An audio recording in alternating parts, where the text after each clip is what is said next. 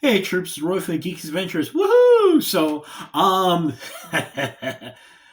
the last episode of True Detective Night Country dropped on Sunday. Caught it tonight. And ironically enough, I've got a Sherlock Holmes t-shirt on. Like everything else, this is less a review, but more of a just a general thing. And yes, I'm doing it tonight after just seeing it, just because it's really fresh right now, and just yeah. The quick spoiler-free reaction is really good. um, entire series through this whole time has been it's been a wonderful mixture of what season one of True Detective the precedent created and what they tried to do for the next two seasons. Um, Really good film noir murder mystery with this weird sense of what the hell mixed in. Are all the answers given? No, because that'd be too easy and too boring. But just well done overall in general. Um, so we ready for these possible? I'm gonna try and keep spoilers to a minimum because, like I said, this just dropped on Sunday. So, but just in case, spoiler shield and get it spiral. Get it? The spiral? Yeah. I'm beating that to death. It's late and I'm tired, but I'm also kind of giddy. So, yeah. Okay, so spoiler shield. All right. All right. We're all right. The ones who don't want to watch, you turned everything off, right? Or doing not listening, Jeffrey, not listening, Jeffrey. And for you Beverly Hills Cops fans, you got the joke. And if not, it's from Beverly Hills Cop. Anyway, all right. So anyway, the entire series has been clashing with a whole bunch of within the last I don't know, like maybe about 4 years or so. There have been a lot of films, stories, TV series dealing with the murders and missing Indigenous women. When the film, am I facing this the right way? Yes, good. The film Wind River with Jeremy Renner and Elizabeth Olsen. Alaska Daily, unfortunately, only lasted one season. Was it on CBS? I forget which network, but Alaska Daily was really good. Was a fun series. And also, most recently, Killers of the Flower Moon. Um, the statistics are really kind of creepy, so if you want to go more into it, go digging around. It's unconscionable and frightening. How often Indigenous women go missing, are murdered, and anyway, but that's another long thing of its own.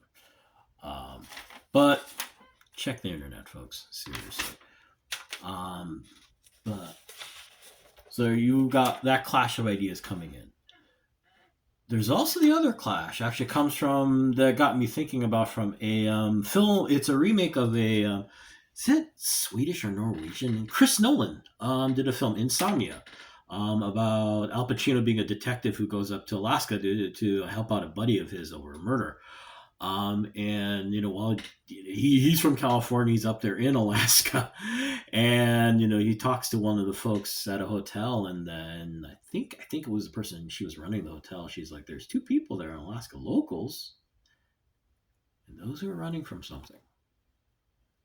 And in the case of this story, lots of running. So you've got these two things. You've got these two clashing ideas. You've got the murder of Annie K, which is a lot of people in a lot of positions of power would like it to go away. It's just another murder, and of course the locals are going, sure. Then you got a protagonist, Navarro and Danvers, who are in this town in Alaska, but in their own ways running from a lot. Running from death, their rage. Well, both running from their rage for various reasons. From death, we're trying to find out who the heck they are and where they belong.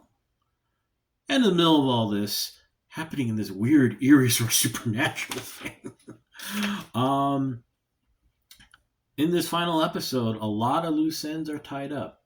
A lot of loose ends also are kind of left dangling a little bit that we're not going to go into.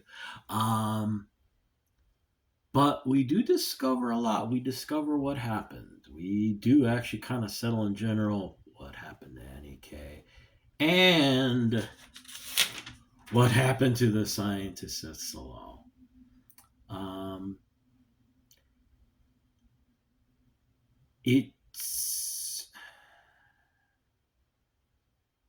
It's a sad, frightening,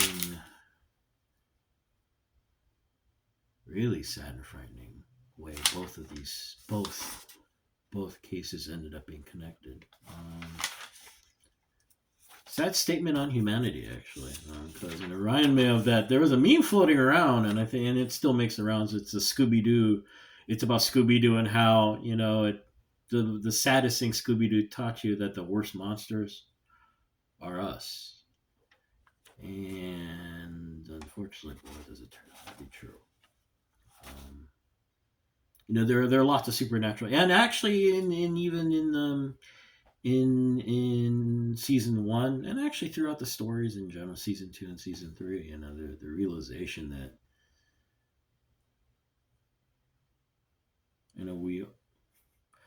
who is it? Was it a military general who said, we have met the enemy and it is us? It's interesting because in episode 1, where we get the first taste of the kind of things that sort of are lurking out in the shadows. We meet Rose, one of the locals, and she talks about how a ghost of a friend of hers, Travis, shows up once in a while. And it's interesting though that as much as we like to try and play onto the nightmarish aspects, which is kind of reinforced in our culture, how here the ghost is a warning, is a guardian, is a comfort.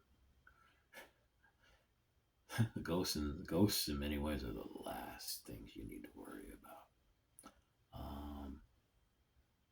Lots of loose ends are tied, and remember what I said about Indigenous women and how a lot of stories right now across many media about how they're turning up missing, they're being murdered, and how it's, to be quite frank, it's kind of blown off by the system.